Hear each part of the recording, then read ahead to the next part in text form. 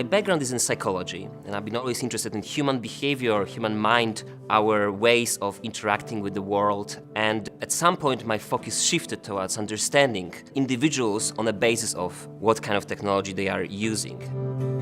Technology has become a really major aspect in our existence, in our daily life. One part of it has been wearable trackers to improve physical activity.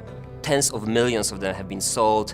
And of course, from the healthcare perspective, this would be huge. But from the practical perspective, some individuals are benefiting from those type of devices, while some are actually not responding or dropping to use them quite quickly. And this is at the heart of our research.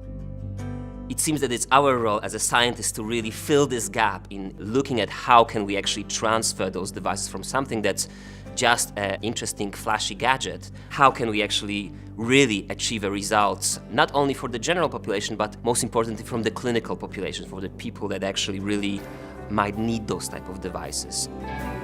We have to look both at the behavior of individuals and what they tell us in how they are using those devices, but also at the complex multi-level data that those devices are generating every second when they are worn.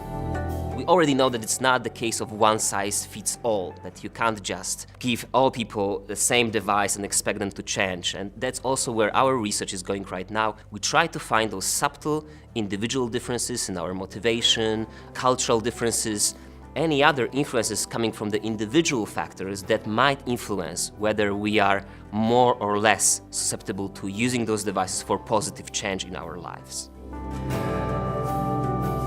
Once we get clear results, we hope then to inform healthcare systems in NHS how they can implement those devices or have a GP prescribing a wearable.